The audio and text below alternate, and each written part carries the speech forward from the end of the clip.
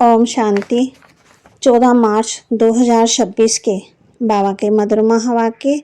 बाबा कहते, मीठे बच्चे, एक बाप ही नंबर 1 एक्टर है जो पतितों को पावन बनाने के एक्ट करते हैं। बाप जैसी एक्ट कोई नहीं कर सकता। एक बाप ही नंबर 1 एक्टर है जो पतितों को पावन बनाने की एक्ट करते हैं। बाप जैसी एक्ट कोई नहीं कर सकता।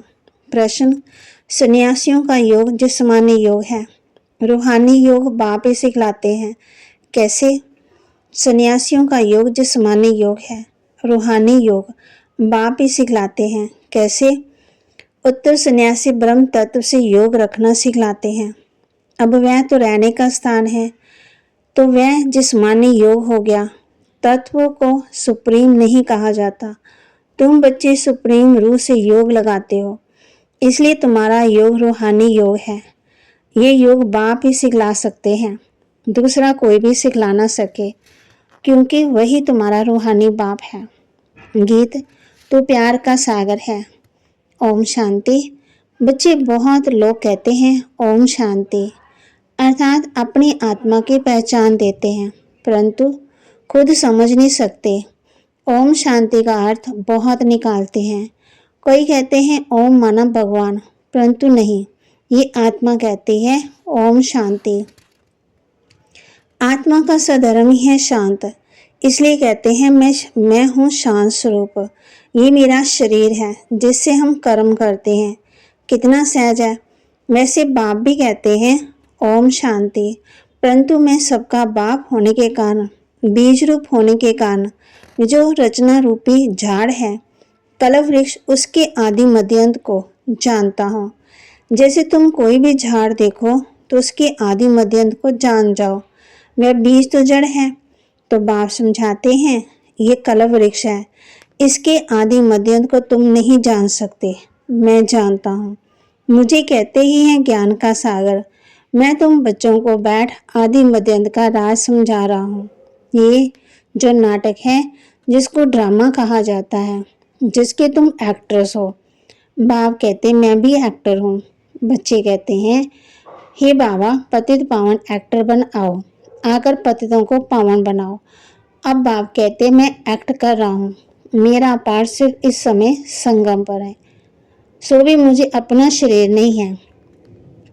मैं इस शरीर द्वारा एक्ट करता हूँ। मेरा नाम शिव है। बच्चों को ही समझाएंगे ना। बाप कहते पाठशाला कोई बंदरों में जानवरों की नहीं होती, परंतु बाप कहते हैं 5 विकारों होने के कारण शक्ल तो मनुष्य जैसी है, लेकिन कर्तव्य बंदरों जैसे हैं।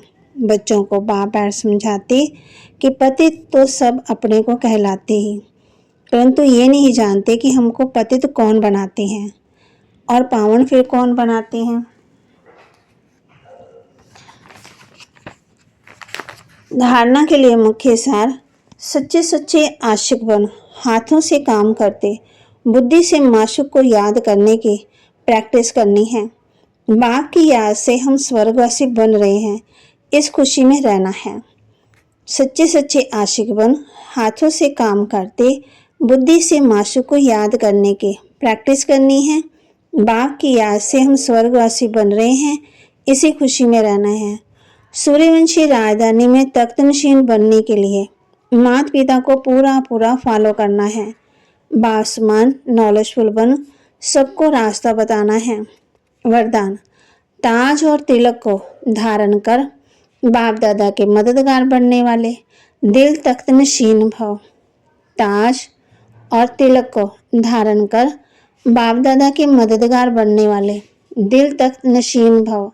जब कोई तख्त पर बैठते हैं तो तिलक और ताज उनकी निशानी होती है। ऐसे जो दिल तख्त नशीन हैं, उनके मस्तक पर सदा अविनाशी आत्मा की स्थिति का तिलक दूर से चमकता हुआ नजर आता है। आत्मा के कल्याण की शुभ भावना उनके नैनों से, मुखड़े से दिखाई देती है। उनका हर संकल्प, वचन और कर्म बाप के समान होता है। स्लोगन, सरल याद के लिए सरलता का गुण धारण करो, संस्कारों को सरल बनाओ। सरल याद के लिए सरलता का गुण धारण करो, संस्कारों को सरल बनाओ। अव्यक्त इशारे, निश्चय के फाउंडेशन को मजबूत कर सदा निर्भय और निश्चिंत रहो। विजय बनने का फाउंडेशन है निश्चय। फाउंडेशन अगर पक्का है तो बिल्डिंग हिल नहीं सकती। निश्चिंत रहते, लेकिन सिर्फ बाप में निश्चय नहीं, अपने आप में भी निश्चय और ड्रामा में भी निश्चय। वाह ड्रामा वाह, अगर ड्रामा में निश्चय होगा तो अकल्याण की बात भी कल्याण में बदल जाएगी।